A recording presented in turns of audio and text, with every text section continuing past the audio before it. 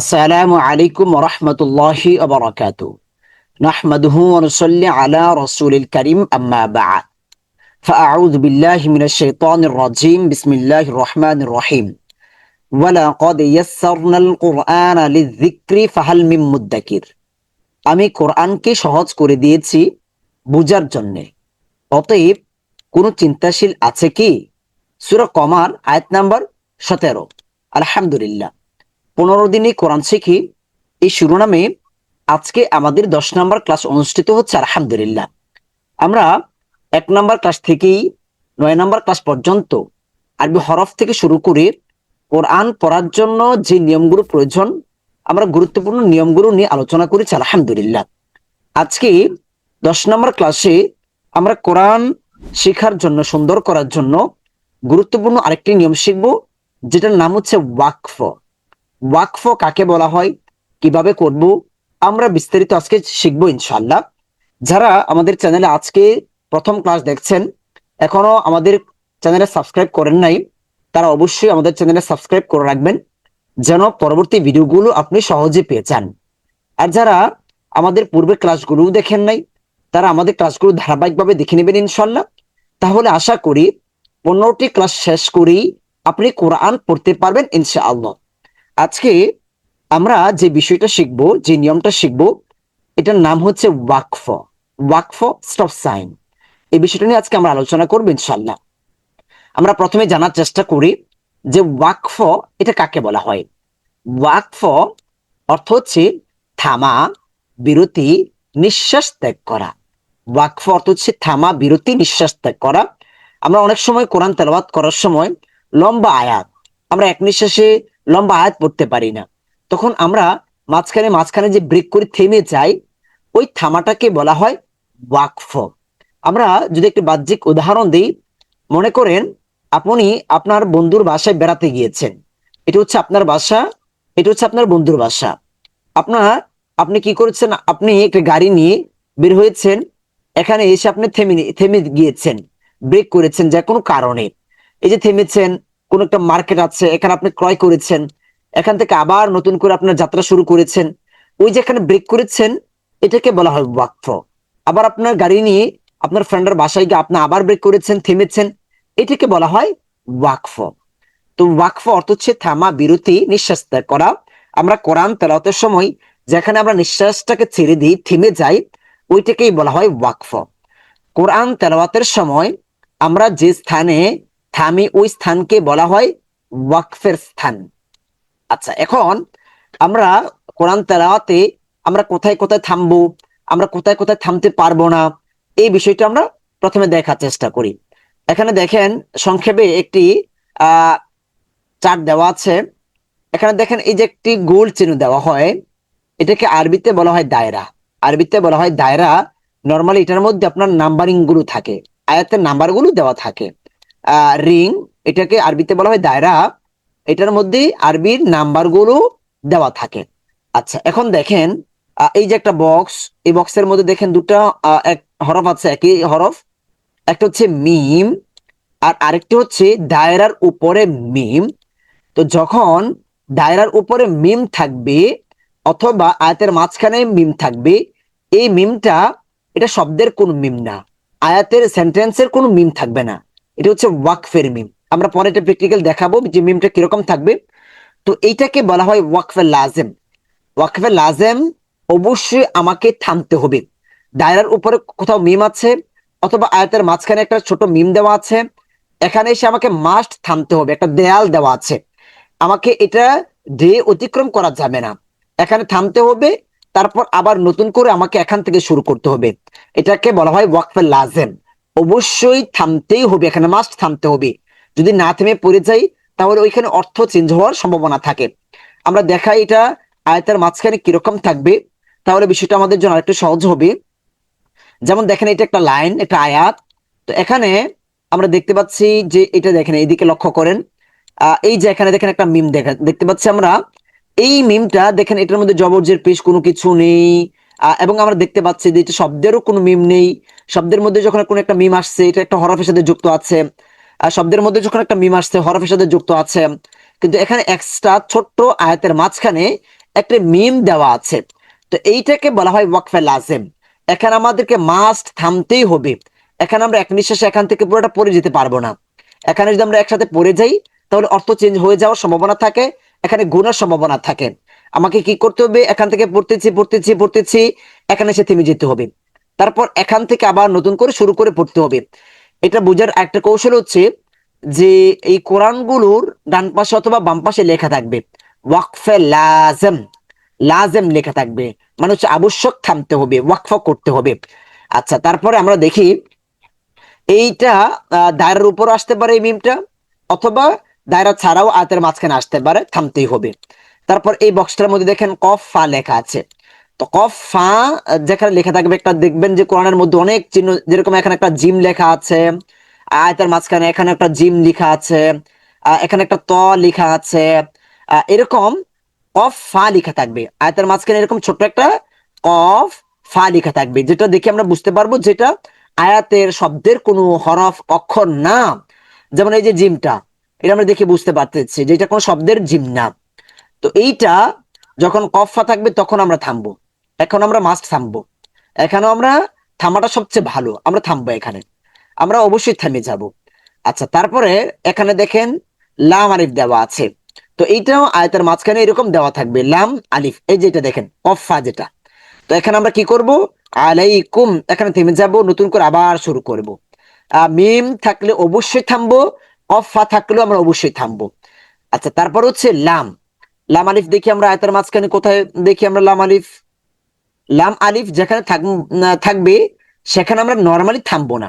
লাম আলিফ, এই যে লাম আলিফ দেখতে পাচ্ছি আমরা, লাম আলিফ, এই যে আয়াতের মাঝখানে একটা ছোট্ট লাম আলিফ, তো আমরা এটা দেখে বুঝতেই পারতেছি যেটা কোনো আয়াতের শব্দের হরফ না, ছোট্ট একটা দিয়ে দিয়েছে, জবরজের পেশ নাই, কোনো কিছু নাই।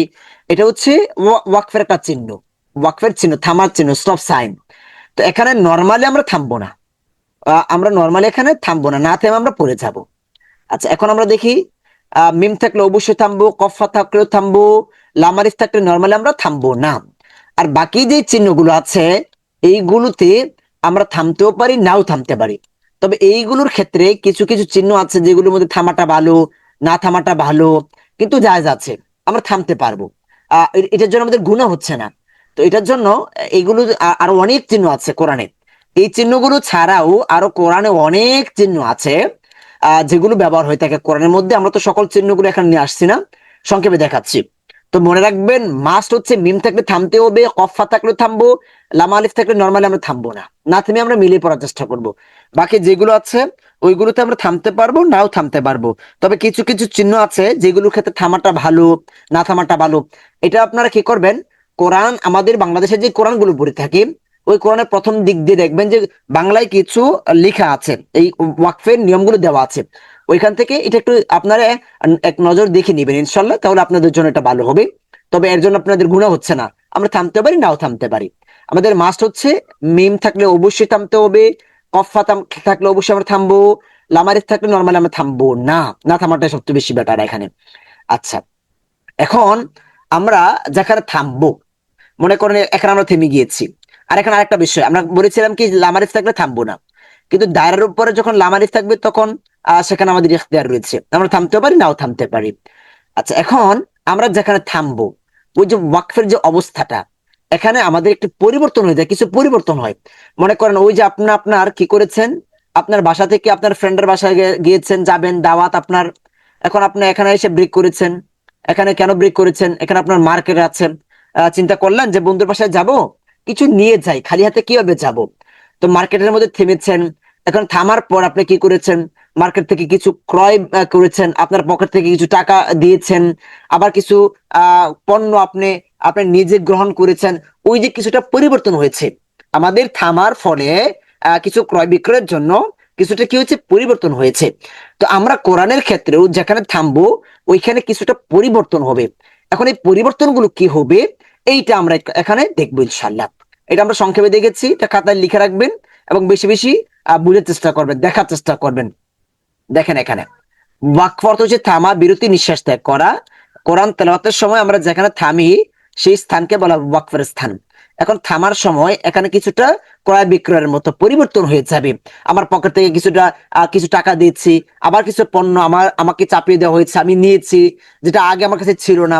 তো এরকম একটু পরিবর্তন হবে। এক নম্বরে পরিবর্তনটা কি হবে, এটা আমরা দেখেন। কোরআন তেলাওয়াতে যেখানে থামবো, কোরআন তেলাওয়াতে যেখানে থামবো ওই স্থানে যদি দুই জবর থাকে, ওইখানে সর্বশেষ যদি দুই জবর থাকে, কোরআন তেলাওয়াতে যেখানে আমরা থামবো ওইখানে সর্বশেষ যদি দুই জবর থাকে, দেখেন এখানে দুই জবর আছে। দুই জবর কাকে বলা হয় এই বিষয়গুলো নিয়ে আমরা আলোচনা করে আসছি আগেই। তো যখন দুই জবর থাকবে, শুধুমাত্র দুই জবর, দুই যে দুই পেশ না মনে রাখতে হবে। কোরআন তেলাওয়াতে আমরা যেখানে থামবো ওইখানে যদি শুধুমাত্র দুই জবর থাকে, তখন ওইখানে আমরা কি করব, এক জবর, এক জবর, এক জবর আমরা বাদ দিব, মনে মনে এক জবরকে আমরা বাদ দিব এবং এক জবরকে লম্বা করে পড়বো। এক জবরকে মনে মনে বাদ দিব এবং এক জবরকে আমরা মাত করে পড়বো। এটা মনে রাখবেন। আমরা কোরআন তেলাওয়াতে যখন স্টপ সাইন করব, থেমে যাব, নিঃশ্বাসটা ছেড়ে দিব, তো ওইখানে যদি সর্বশেষ আমরা দেখি যে দুই জবর থাকে, তখন ওইখানে আমরা কি করব, শুধুমাত্র দুই জবর, দুই জবর থাকলেই হবে, দুই জের থাকলে হবে না, দুই পেশ থাকলে হবে না, শুধুমাত্র দুই জবর থাকলে ওইখানে আমরা এক জবরকে মনে মনে বাদ করে দিব, এক জবরকে লম্বা করে পড়বো। আচ্ছা, যেমন দেখেন এখানে যে দায়রা আছে, এখানে আমরা স্টপ সাইন করব, থেমে যাব, পরবর্তীতে আর নাই, আমরা পড়বো কার সাথে, তাহলে এখানে আমরা যদি দেখি তাউ ওয়া, ওয়াওটা লম্বা হবে কেন, জবরের পর খেলে লিফ মাদের হরফ, তাও ওয়া বান, বাহ্যিক চোখে আমরা দেখতে পাচ্ছি বান, কিন্তু স্টপ সাইনের সময় যখন দুই জবর আসবে তখন আমরা রুলস এর মধ্যে কি শিখেছি, যে এক জবরকে বাদ দিয়ে দিব মনে মনে, আর এক জবরকে আমরা লম্বা করে পড়বো। তাহলে কি হবে এখানে, তাও ওয়া বা, তাও এটি হচ্ছে স্টপ সাইনের একটা নিয়ম, যে আমরা যখন থেমে যাব ওইখানে সর্বশেষ দুই জবর থাকলে, শুধুমাত্র দুই জবর থাকলে এক জবরকে বাদ দিয়ে দিব, এক জবরকে লম্বা করে পড়বো। একজন আমরা বাহ্যিক চোখে দেখতে পাচ্ছি তাও বান হয়েছে, কিন্তু রুলস অনুযায়ী আমরা কি পড়বো এখানে, তাও বা। আচ্ছা, আমরা আরো এক্সাম্পল দেখি। এই যে এখানে স্টপ সাইন, আমরা থেমে যাব, সর্বশেষ আমরা দুটো জবর পেয়েছি, এখন আমরা কি করব, মনে মনে একটা জবরকে বাদ দিয়ে দিব, এক জবরকে আমরা লম্বা করে মাত করে পড়বো। তাহলে সাজ, সাজ সিনটা জিমের সাথে অ্যাডজাস্ট হবে, ধরবে, কেন ধরবে, তাসদিদ থাকার জন্য। আমরা এই বিষয়গুলো তাসদিদের ক্লাস আলোচনা করেছি। সাজ, আবার সেকেন্ড টাইম পড়বে যা, এখন যাটা যখন পড়ছি তখন দেখতে পাচ্ছি যে জবরের পরে খালি লিফ আছে, মাদের হরফ, লম্বা করে পড়তে হবে, সাজ যা, যা। এখানে বাহ্যিক চোখে আমরা দেখতে পাচ্ছি জান হয়েছে, কিন্তু এখানে দুই জবর থাকার জন্য কারণে, যেহেতু অক্ফের সময় এসেছে, এক জবরকে বাদ দিয়ে দিব, এক জবরকে লম্বা করে পড়বো, সাজ্জা, যা। আচ্ছা, আমরা আরেকটা দেখি। দেখেন এটা লি, বা, বাটা লম্বা হবে, জবরের পরে খালি আলিফ, মদের হরফ। আমরা মদের হরফ নিয়ে গত ক্লাসের আগের ক্লাসে আলোচনা করেছি। লিবা সান, বাহ্যিক চোখে আমরা দেখতে পাচ্ছি সান, সিন দুই জবর সান, কিন্তু ওয়াকফের সময় আসার জন্য একটা জবরকে মনে মনে বাদ করে দিব, এক জবরকে আমরা লম্বা করে পড়বো, সাজ্জা, যা, লিবাসা। আচ্ছা, পরেরটা আমরা দেখি। এখানে আমরা দেখতে পাচ্ছি জেরের পরে জজমালা ইয়া আছে, মাদের হরফ। জজম কাকে বলা হয়, হরফের উপরে গুল চিহ্ন অথবা বাঁকা চিহ্নকে জজম বলা হয়। জজমের ক্লাসে আমরা এই বিষয়টি নিয়ে আলোচনা করেছি, এই বিষয়গুলো দেখে নেবেন ইনশাআল্লাহ। তাহলে এখানে লম্বা হবে মিটা, মি, কটাও লম্বা হবে, যেহেতু জবরের পরে খালি আলিফ আছে, এর জন্য কটা লম্বা হবে, ক, মি, ক, তান, কিন্তু বাহ্যিক চোখে দেখতে পাচ্ছি তান, কিন্তু হয়ে যাবে কি তা, যেহেতু স্টপ সাইনের সময় এসেছে, ওয়াকফের সময় এসেছে, এক জবরকে বাদ দিয়ে এক জবরকে আমরা লম্বা করে পড়বো। মি লম্বা হয়েছে, অ লম্বা হয়েছে, তা লম্বা হয়েছে, এখানে তিনটাই কি হয়েছে, লম্বা হয়েছে, মি, অ, তা। আমরা আরেকটা দেখবো, তারপর আমরা শেষ করে দেবো ইনশাল্লাহ। এই যে এটা দেখতে পাচ্ছি মা, হরকত এক জবর থাকলে শুধু এক জবর, হরকত এক জবর এক জের এক পেশ হরকত বলা হয়। হরকতের উচ্চারণ তাড়াতাড়ি করতে হবে, মা। এখন এটা মাদের হরফ, জবরের পরে খালি আলিফ আসলে সেটা মাদের হরফ হয়ে যায়, মাদের হরফ লম্বা করে পড়তে হবে, আ, মা, মাটা দ্রুত হয়েছে, আইনটা লম্বা হয়েছে, মা, সা, এখানে বাহ্যিক চোখে আমরা শান দেখতে পাচ্ছি, কিন্তু স্টপ সাইনের সময় আসার জন্য এখানে একটা জবরকে আমরা আউট করে দিয়ে একটাকে লম্বা করে পড়বো, মা শা। আচ্ছা, তারপরে আমরা দ্বিতীয় নিয়মটা দেখব। 1 নাম্বার, আমরা স্টপ সাইনের 1 নাম্বার নিয়মটা শিখেছি। খাতায় লিখে লিখে অনেক বেশি প্র্যাকটিস করবেন, প্রতিটা এক্সাম্পল আপনারা কি করবেন, প্র্যাকটিস করবেন। আর বিশেষ করে আমরা যখন কোরআন তেলাওয়াত করব তখন আমাদের ফোকাস রাখতে হবে প্রতিটা রুলস এর উপর। আমরা যত আজকে আমাদের 10 নম্বর ক্লাস পর্যন্ত যত নিয়ম শিখেছি, এমন ভাবেই নিয়মগুলো আমরা প্র্যাকটিস করব যেন প্রতিটা হরফে দেখার সাথে সাথে আমরা বলে দিতে পারি যে এখানে এই নিয়মটা কাজ করেছি, এখানে এই নিয়মটা কাজ করেছি, এখানে এই নিয়মটা কাজ করেছি। এজন্য আমাদের রুলস গুলো খুব ভালো করে আমাদের মেমোরাইজ করতে হবে এবং অনেক বেশি প্র্যাকটিস করতে হবে। আমরা ধারাবাহিকভাবে নিয়মগুলো শিখেছি, কিন্তু কোরআনের মধ্যে আমরা র্যান্ডম দেখবো, এলোমেলো দেখবো, তখন আমাকে এখান থেকে একটা নিয়ম এসেছে, ওইখান থেকে একটা নিয়ম এসেছে, এই বিষয়গুলো আমাদের বুঝতে হবে। আচ্ছা, তারপর আমরা স্টপ সাইনের 2 নাম্বার নিয়মটা দেখবো। দেখেন 2 নাম্বার নিয়ম, ওয়াকফের সময় এক জবর, এক জের, এক পেশ, দুই জের, দুই পেশ হলে জজম বা সাকিন হয়ে যাবে। এটা সিকিন, এটা সাকিন হয়ে যাবে, এটা মনে রাখবেন। ওয়াকফের সময় এক জবর, এক জের, এক পেশ, এক জবর, এক জের, এক পেশ, হরকতের 3টা, তানবিনের 2টা, দুই জের, দুই পেশ, দুই জবর আমরা দেখেছি যে এক জবর আসলে, দুই জবর আসলে এক জবর বাদ দিয়ে দিব, এক জবরকে লম্বা করে পড়বো। তানবিনের একটা ছাড়া হরকতের 3টা, তানবিনের 2টা যখন স্টপ সাইনের সময় সর্বশেষ আসবে তখন ওইগুলোকে আউট করে আমরা জজম বানিয়ে দিব, জজম বানিয়ে দিব। এখন আমরা যদি এটা মুখস্থ করে নেবেন, স্টপ সাইনের সময় ওয়াকফের সময়, থামার সময় যখন এক জবর, এক জের, এক পেশ, দুই জের, দুই পেশ আসবে তখন সেগুলোকে আমরা জজম বানিয়ে ফেলবো, আউট করে দিয়ে ওইগুলো বাদ করে দিব।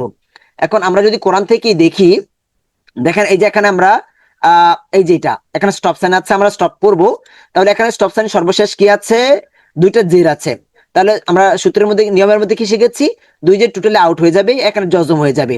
তাহলে এখানে কিটা লম্বা হবে, জেরের পর জজম হলে ইয়া আছে মাদের হরফ, ইম, জজম হয়ে গিয়েছে, ইম।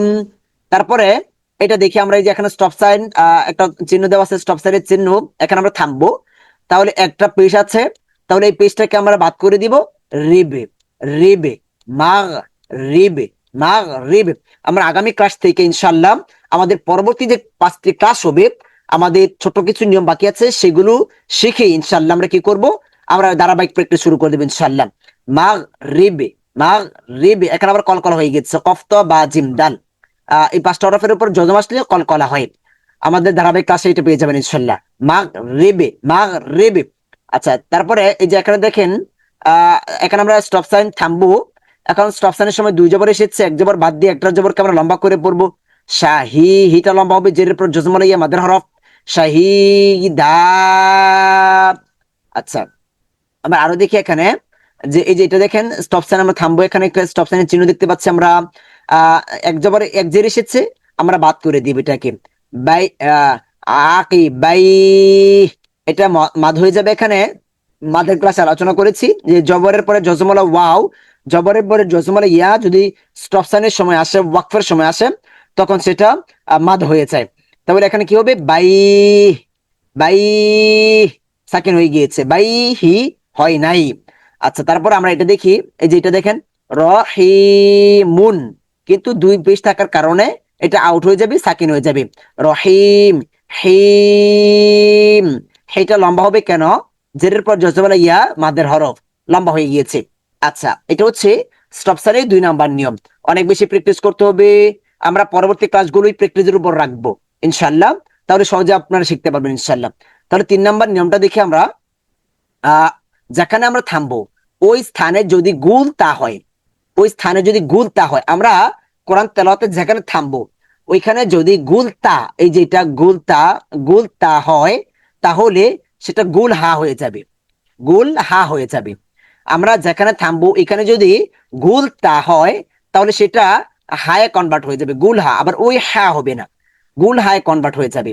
আচ্ছা, এটারও আমরা এক্সাম্পল দেখি এবং বুঝার চেষ্টা করি। দেখেন এখানে এই যেটা দেখেন, এটা দেখেন এখানে এই যে একটা স্টপ সাইন আছে, যদি এটা আয়াত না একটা সূরার নাম, কিন্তু আমরা বুঝার চেষ্টা করছি এখান থেকেই। এটা দেখেন এখানে গুলতা আছে, সর্বশেষ কি আছে, গুলতা আছে, তাহলে এটা কি হয়ে যাবে, গুল হা হয়ে যাবে। এখানে দেখেন এটা আমরা এই পুরাটাই পড়ি। সু, এটা মাদের হরফ, পেশের পরে জজমলা ওয়াও, লম্বা হবে মাদের হরফ। সু রটা হরকত ফার্স্ট হবে। সুর, সুর। পরে আমরা দেখতে পাচ্ছি গোল তা আছে। এখন তার উপর পেশ আছে, পরে জজম আছে, লামের উপর জজমটাকে ধরতে হবে। সুরতুল, সুরতুল, তুল, সু র তুল, তুল। বা, বা হরকত তাড়াতাড়ি হবে, বা ক, বা ক, বা ক। র, বা কর। সু রতুল বা কর, সু রতুল বা কর। তারপর আবার আবার আমরা গুলতা দেখতে পাচ্ছি, কিন্তু স্টপ সাইনের সময় না, এই জন্য গুলতাটাকে পড়তে হবে। তি, সু রতুল বা কর তি, বা করতি, সু রতুল বা করতি। সুটা লম্বা হচ্ছে, রতুল বা করতি। তারপর দেখতে পাচ্ছি মা দা, মাদা, মাদা, মাদা, নিয়া। এই যে এখানে মাদা, নিটা ইয়াকে ধরেছে নি, আবার ইয়াটা সেকেন্ড টাইম হয়েছে ইয়া, নি ইয়া। তাদের বেশ তুন, কিন্তু ওয়াকফের সময় গুলতে আসার জন্য এই তাটা আউট হয়ে যাবে, হায় কনভার্ট হয়ে যাবে, নি ইয়া। আবার দুই পেশ ওইখানে জজম হয়ে যাবে, নি ইয়া, নি ইয়া। মাদা নিয়া, মাদা নিয়া। এভাবে প্রতিটা রুলস কি করবেন, আপনারা প্র্যাকটিস করবেন ইনশাল্লাহ। আমরা আজকে ওয়াকফের নিয়মটা শিখেছি। ওয়াকফ অর্থ হচ্ছে কি থামা, বিরতি, নিঃশ্বাস ত্যাগ করা। আমরা এখানে দেখেছি যে মিম থাকলে ওয়াকফের সময় মাস্ট থামতে হবে, কফ ফা থাকলে আমরা থামবো, এবং লামারিফ থাকলে আমরা নর্মালি থামবো না। আর বাকি যে চিহ্নগুলো আছে ওইগুলোর ক্ষেত্রে আমরা থামতেও পারি, নাও থামতে পারি। এগুলো ছাড়াও আরো অনেক চিহ্ন রয়েছে, তবে এগুলোর ক্ষেত্রে কিছুটা আছে যে থামাটা ভালো, আবার কিছু আছে না থামাটা ভালো। এগুলো আপনাদেরকে কি বললাম, যে কোরআনের প্রথম পৃষ্ঠা, কয়েকটা পৃষ্ঠা দেখবেন বাংলা লেখা আছে, ওইখানে এই বিষয়গুলো আলোচনা আছে। আপনি একটু কষ্ট করে এখান থেকে দেখে নেবেন ইনশাল্লাহ। আমরা যেহেতু সংক্ষেপে করলাম, ক্লাসগুলো আমরা সংক্ষেপে করার চেষ্টা করছি। আচ্ছা, তবে আমরা থামতে পারবো, এই জন্য আমাদের গুণাগা হবে না। আচ্ছা, তো আমরা দেখি তারপর এক নম্বর নিয়মে আমরা কি শিখেছি, যেখানে থামবো এখানে যদি সর্বশেষ দুই জবর থাকে, তাহলে একটা জবরকে আউট করে দিয়ে একটা জবরকে আমরা লম্বা করে পড়বো। যখন এক জবর এক জের এক পেশ থাকবে, দুই জের দুই পেশ থাকবে, তখন সবগুলো বাদ করে দিয়ে আমরা জজম বানিয়ে ফেলবো। তিন নাম্বারটা আমরা কি দেখেছি, যে গুলতা থাকলে সেটাকে আমরা গুল হা বানিয়ে ফেলবো। আচ্ছা, এটা হচ্ছে আমাদের নর্মাল মোটা দাগি কোরআন শেখার জন্য যত নিয়মগুলো রয়েছে আমরা আজকে ক্লাসের মাধ্যমে শেষ করে ফেলেছি আলহামদুলিল্লাহ। তারপরে ছোট ছোট যে নিয়মগুলো রয়েছে কোরআন আরো সুন্দর করে পড়ার জন্য, আরো ছোট কিছু নিয়ম রয়েছে, আনার নিয়ম, সাক্তার নিয়ম, নুনে কতুরির নিয়ম, সাজদার আয়াত, এই যে বিষয়গুলো, এই বিষয়গুলো নিয়ে, তারপরে দেখা গেছে যে কোরআনের নাম্বার গুলো, এই বিষয়গুলো নিয়ে আমরা ইনশাল্লাহ আরেকটি ক্লাস সাজাবো ইনশাল্লাহ। এখন আমরা সরাসরি কোরআন থেকে একটু প্র্যাকটিস করার চেষ্টা করি, দেখি আমরা এখন কোরআন পড়তে পারছি কিনা। আমরা সূরা বাকারা থেকে প্র্যাকটিস করি। দেখেন আলিফ, এটা শুধু আলিফ আসবে, 29টি হরফ আছে, যেগুলো শব্দ আছে যেগুলোকে বলা হয় হরফে মুকত্তাআত, আলিফ লাম মিম, এগুলোর মধ্যে কোন জবর যে পেশ থাকবে না, এগুলো যেমন আছে শুধু আমরা উচ্চারণ করব আলিফ। এখন এই যে এটা এটা আমরা মাদের পাশে আলোচনা করেছি যে এই যে আমরা শেপটা দেখতে পাচ্ছি, চিহ্নটা দেখতে পাচ্ছি, এগুলোর ক্ষেত্রে আমাদের 4 আলিফ লম্বা করতে হয়। এখানে লামটাকে আমরা লম্বা করব, শুধু হরফটা উচ্চারণ করব, যেহেতু লামের উপর জবর নাই, লাম জবর লা বলার কোনো সুযোগ নেই, শুধু লামটাকে আমরা লম্বা করব, লাম। আবার এই যে মিমটা, মিমের উপর জবর জের বিষ নেই, তাসদিদ আছে, কিন্তু তাসদিদ কি দিয়ে পড়বো, আগে তো জবর জের হরকত নেই। আহ তাহলে এখানে মিম মা মিম মু এরকম পড়ার কোনো সুযোগ নেই, শুধু মিমটাকে আমরা লম্বা করে উচ্চারণ করব। আলিফ, এটা লম্বা হবে না, লাম মিম। আচ্ছা, তারপর আমরা দেখি এই যে যা, এটা মাদের হরকত আছে, উপরে খারাপ জবর, তাহলে যাটা লম্বা হবে যা লি।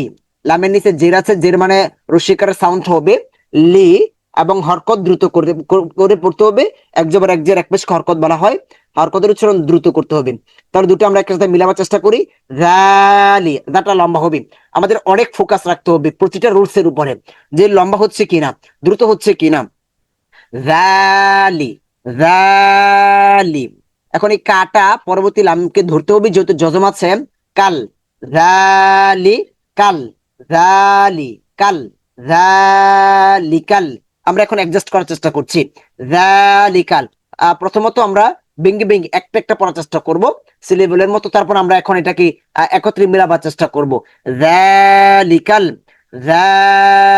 রালিকাল, কি কি কিটা কাফের নিচে জির আছে, রস্যিকারের সাউন্ড কি, এবং লম্বা হবে না যেহেতু শুধু হরকত।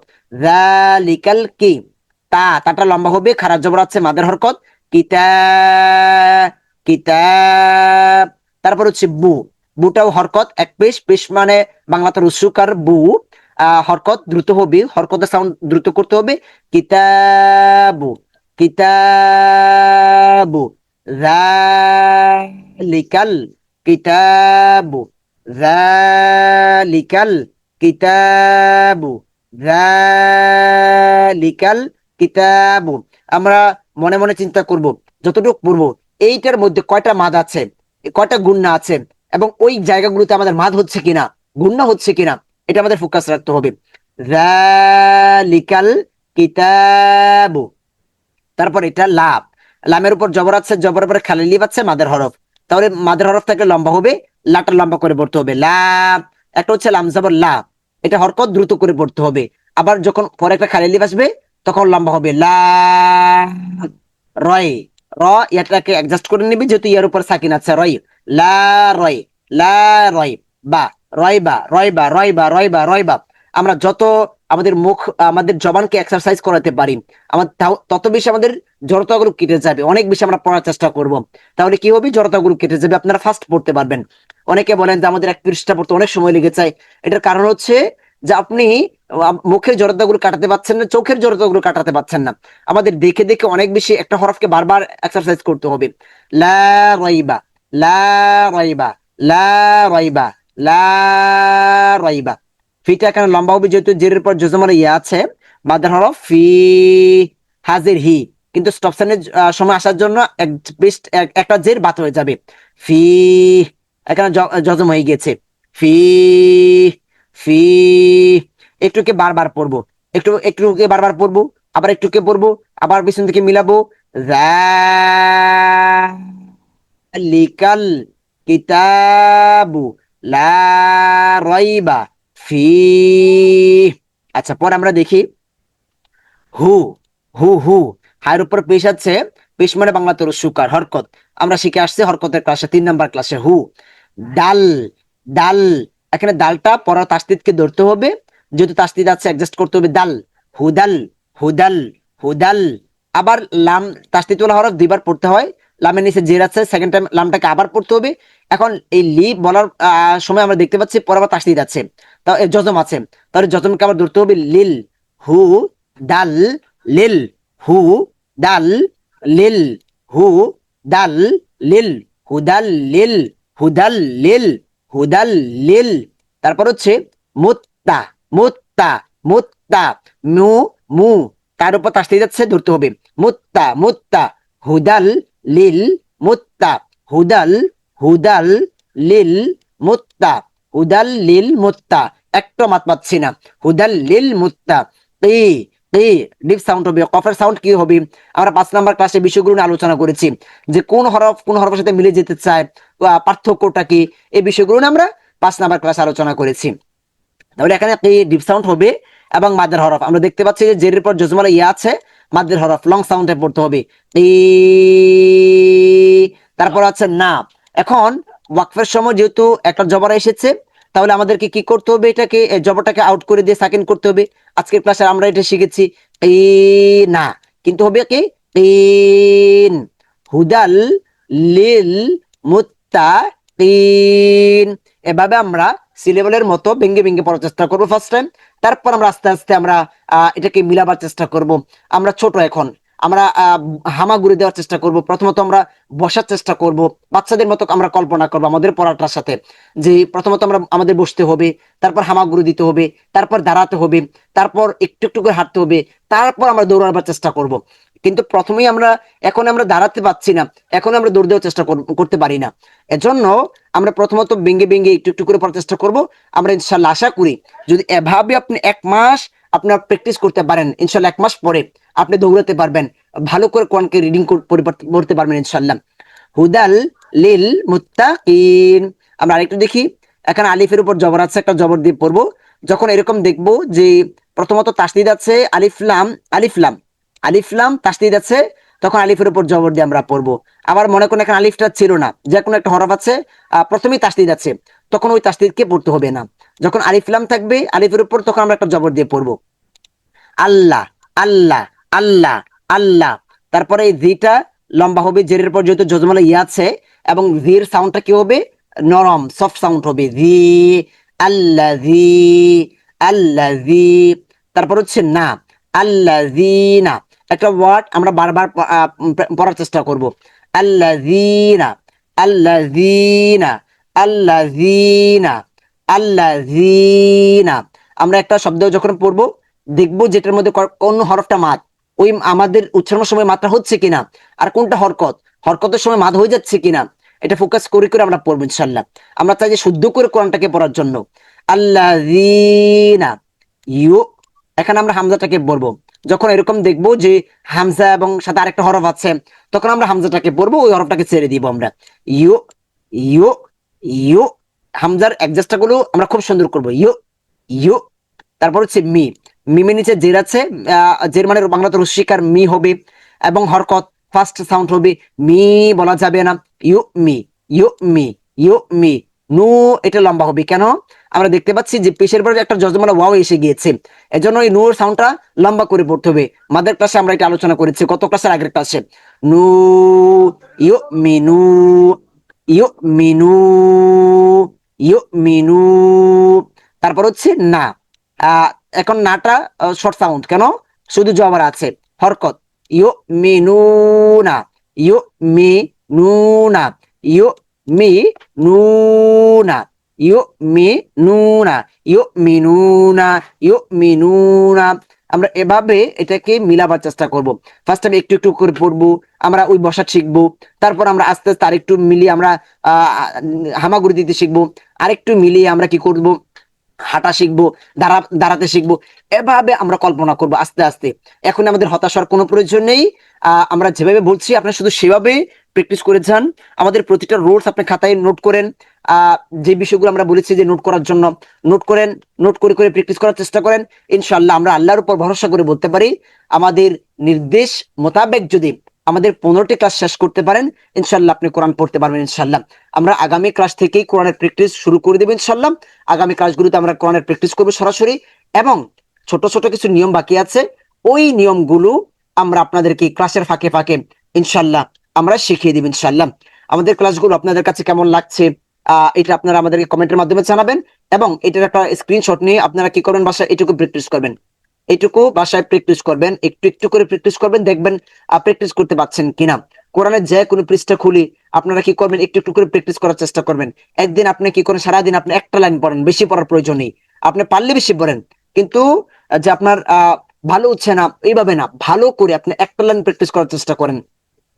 পরদিন আপনি 2টা লাইন প্র্যাকটিস করার চেষ্টা করেন, একটু করে সময় দেন। দৈনিক যদি আপনি 1 ঘন্টা করে সময় দিতে পারেন, ইনশাল্লাহ আশা করি যে আপনি 15 দিন পর কোরআন পড়তে পারবেন। কিন্তু দৈনিক আপনাকে সময় দিতে হবে, এটাকে যত্ন নিতে হবে, আমরা যেভাবে বলছি সেভাবে আপনাকে কাজ করতে হবে, তাহলে আপনার জন্য সহজ হয়ে যাবে কোরআন ইনশাল্লাহ আশা করি। আর বিশেষ করে আরেকটা কাজ করতে হবে যেটা গুরুত্বপূর্ণ, সেটা হচ্ছে আমরা তো চেষ্টা করব, চেষ্টার পাশাপাশি আমরা প্রতিনিয়ত আল্লাহর কাছে দোয়া করব যে আল্লাহ হে, আমার জন্য আপনি কোরআনকে সহজ করে দেন। আল্লাহর কাছে আমরা বেশি থেকে বেশি দোয়া করব, এবং আমি চেষ্টা করব এই দুটোর সমন্বয়ে ইনশাল্লাহ আমরা কোরআনকে সুন্দর করে শুদ্ধ করে পড়তে পারবো ইনশাল্লাহ। প্রতিটা উচ্চারণ আমরা 5 নাম্বার ক্লাসে বিষয়টা আলোচনা করেছি। আমরা যখন আয়াত পড়বো, আয়াতের মধ্যে কোন হরফগুলো আছে এটা আমরা খুব ভালো করে আমরা কি করব, ফোকাস রাখবো, কোন কোন জায়গায় কোন হরফটা উচ্চারণ করতে হবে, এটা আমরা আয়াতের সময়, শব্দ পড়ার সময় আমরা নজর রাখবো ইনশাল্লাহ। তাহলে আমাদের ক্লাসগুলো আজকে এখানে শেষ করছি, আগামী ক্লাস থেকে আমরা শব্দ, আয়াত সরাসরি কোরআন থেকে প্র্যাকটিস করবো ইনশাল্লাহ। আমাদের ক্লাসগুলো আপনাদের কাছে কেমন লাগছে এটা আমাদেরকে কমেন্টের মাধ্যমে জানাবেন ইনশাল্লাহ। আর যারা অনলাইনে ঘরে বসে সরাসরি আমাদের সাথে আমাদের এখানে কোর্স করতে চান, আমাদের এখানে অনলাইন কোর্সের ব্যবস্থা রয়েছে, আপনি আমাদের এই নাম্বার হোয়াটসঅ্যাপ রয়েছে, আমাদের সাথে যোগাযোগ করবেন ইনশাল্লাহ। আমাদের এখানে কোরআন শিখতে পারবেন ইনশাল্লাহ। বাংলাদেশের যে কোনো জায়গা থেকে অথবা বিশ্বের যে কোনো প্রান্ত থেকে ঘরে বসে অনলাইন আমাদের এখানে কোরআন শিখতে পারবেন ইনশাল্লাহ, সহিহ শুদ্ধ করে ইনশাল্লাহ। আমাদের ক্লাসগুলো আপনাদের কাছে ভালো লেগে থাকলে অবশ্যই সর্বোচ্চ দাওয়াত দিবেন, অন্যান্য ভাইরাও যেন সহজে কোরআন শিখতে পারে। কমেন্ট, লাইক এবং শেয়ারের মাধ্যমে আমাদের এই ক্লাসগুলো মানুষের কাছে প্রচার করবেন ইনশাল্লাহ। সেই আশা রেখেই আজকে আমাদের ক্লাস এখানে শেষ করছি। সকলের কাছে দোয়া চাই, সকলের সুস্বাস্থ্য কামনা করি। আসসালামু আলাইকুম ওয়া রাহমাতুল্লাহি ওয়া বারাকাতুহু।